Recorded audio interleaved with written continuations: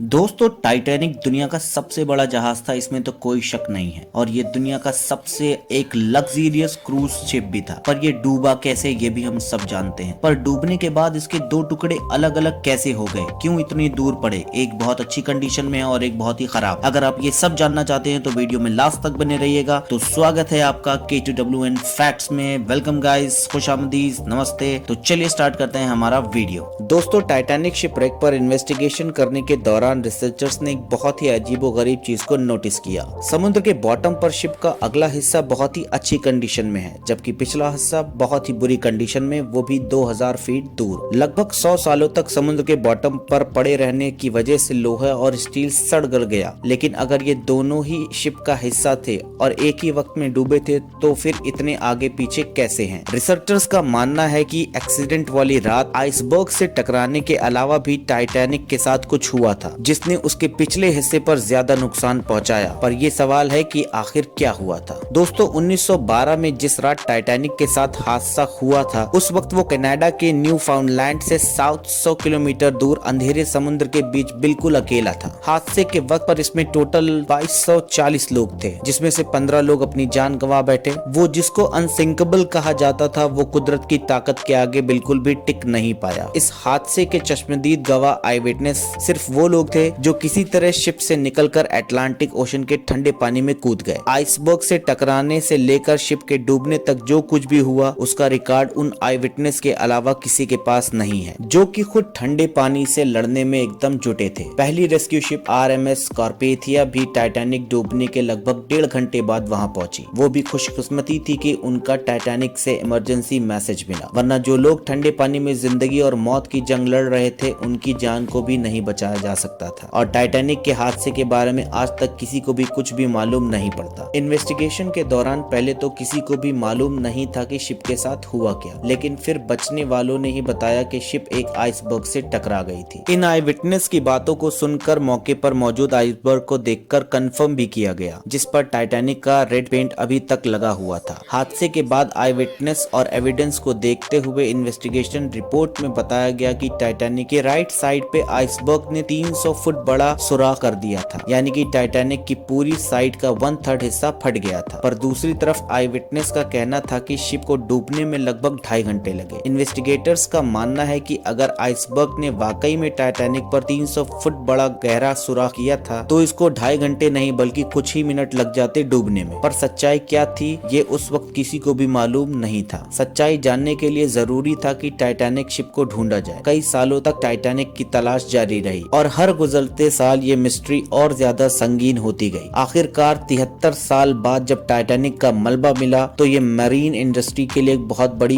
खोज थी। वो सारे सवालात जो टाइटैनिक अपने पीछे छोड़ गई थी, उनके आंसर ढूंढने का वक्त आ चुका था। अटलांटिक ओशन की 4000 मीटर गहराई में पिछले कई सालों से काले अंधेरे में पड़ा हुआ था। कई एक्सपीडिशंस अरेंज किए गए, जिन्होंने शिपरेक की बहुत सारी फोटो कैप्चर्स की। ओशन एक्सप्लोरर PH नास्ले ने 30 से भी ज्यादा मर्तबा टाइटैनिक का दौरा किया, लेकिन उन्होंने 300 बड़ा फुट सुराख कहीं न देखा। आखिरकार टाइटैनिक की इस प्रोफाइल फोटो में 30 फुट का ये एरिया बताता है कि यहाँ पर कोई चीज आकर लगी थी, और ये एरिया सिर्फ 11 स्क्वायर फीट है। और कैलकुलेशन के हिसाब से देखा जाए तो इसमें से 370 गैलन पानी हर सेकंड टाइटैनिक के अंदर जमा हो सकता था। इसी स्पीड से पानी भरने का मतलब है कि पूरे शिप में टोटल 2.5 घंटे में पानी भरा होगा। और आई विटनेस के मुताबिक भी टाइटैनिक को डूबने में लगभग 2.5 घंटे लगे थे। यानी एक मिस्ट्री तो सॉल्व हो गई कि टाइटैनिक में 300 फुट बड़ा सुराख नहीं था, बल्कि 30 फुट बड़ा क्रैक पड़ा। और ये सिर्फ एक ही मिस्ट्री नहीं थी, अभी और भी काफी कुछ जानना बाकी था। टाइटैनिक शिपरेक पर इन्वेस्टिगेशन के दौरान रिसर्चर्स को ये समझ नहीं आ रहा था कि शिप का अगला हिस्सा, जिसे बाव कहते हैं, वो पिछले हिस्से यानी कि स्टर्न से ज्यादा अच्छी हालत में कैसे पड़ा है, और इन दोनों के बीच में इतना ज्यादा गैप क्यों है। इसी मिस्ट्री को सुलझाने के लिए हाईटेक सोनार स्कैनिंग टेक्नोलॉजी का सहारा लिया गया। ROVs ने टाइटैनिक शिपरेक साइट की लाखों फोटो खींची और फिर उनको कंप्यूटर ग्राफिक्स की मदद से एक 3D मॉडल में कन्वर्ट किया। इस मॉडल में वो बहुत सारी डिटेल्स थी जिनको नॉर्मली इस गहराई में कोई इंसान या कैमरा नहीं देख सकता था। मॉडल में देखा जा सकता था कि 392 फीट लंबे स्टर्न के तमाम डेक्स एक दूसरे के अंदर ऐसे घुसे हुए हैं कि जैसे ये शिप स्टील की नहीं बल्कि कागज की हो। जरूरी पार्ट्स शिप से अलग होकर आसपास बिखरे हुए हैं। सिर्फ इनमें लगे दो किसी घर के साइज जितने बड़े इंजन हैं जो इसके साथ जुड़े हुए हैं। इसी मॉडल में एक और अहम इशारा भी है, वो इशारा जो स्टर्न की इस हालत के बारे में बताता है। 110 साल पहले जब स्टर्न ओशन फ्लोर से टकराया तो उसके निशान आज तक वहां पर छपे हैं, जिनको सिर्फ 3D मॉडल के बदौलत ही देखा जा सकता है। इन निशान से ये जाहिर होता है कि स्टर्न जिस वक्त ओशन फ्लोर से टकराया था तो वो एंटी क्लॉकवाइज घूम रहा था। साइंटिस्ट इन निशानों से ये अंदाजा लगा सकते हैं कि स्टर्न उस वक्त हैरत अंगेज तरीके से 80 किलोमीटर की स्पीड से पानी के अंदर जा रहा था। शिप का पिछला हिस्सा जब इतनी स्पीड से पानी की गहराई में जा रहा था तो पानी से पैदा होने वाली फोर्स ने शिप के लूज पार्ट्स को उखाड़ दिया और जब वो 4 किलोमीटर नीचे ओशन फ्लोर से टकराया तो इसके सारे डेक्स एक दूसरे के अंदर घुस गए। दूसरी तरफ जैसा कि आप देख सकते हैं कि बाव सेक्शन फ्रंट सेक्शन का डिजाइन हाइड्रोडायनेमिक्स है, यानी कि पानी को आसानी से काट सकता है, ठीक उसी तरह जैसे कि शिप पानी के फ्लोर पर फ्लोट करते वक्त पानी को काटकर अपना रास्ता बनाती है। यही वजह है कि बाव सेक्शन स्टर्न के मुकाबले में ना ही रोटेट हो रहा था और ना ही पानी के फोर्स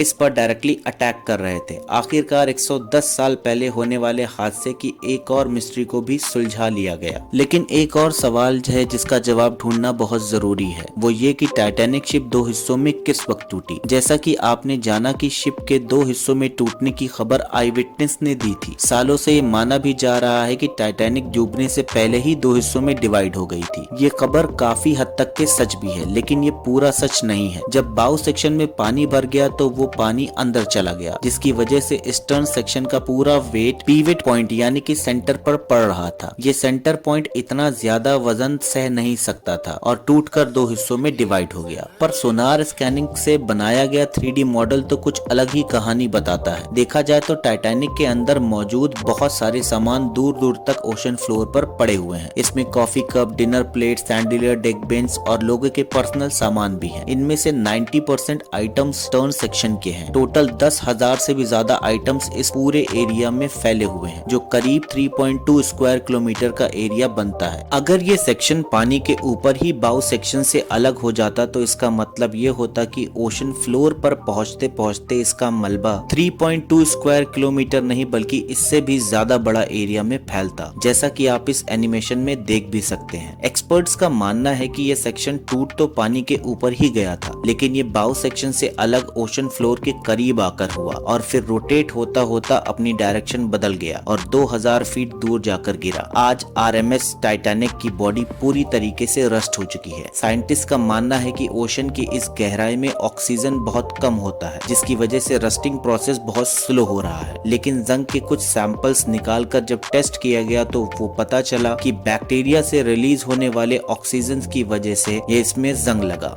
एक्सपर्ट्स का मानना है कि जिस तेजी से इस पर जंग लग रहा है, आने वाले कुछ सालों में टाइटैनिक के सारे फ्लोर्स एक दूसरे के ऊपर गिर जाएंगे और ये अपनी असली शक्ल हमेशा हमेशा के लिए खो देगा। सो दोस्तों, वीडियो कैसा लगा? आप टाइटैनिक के बारे में क्या जानते हैं? कमेंट सेक्शन में बताएं और ऐसे अमेजिंग वीडियोस के लिए हमारे चैनल पे विजिट करें। वीडियो को लाइक करें, शेयर करें, कमेंट करें। तब तक के लिए thank you so much. Take care, bye bye, have a nice day.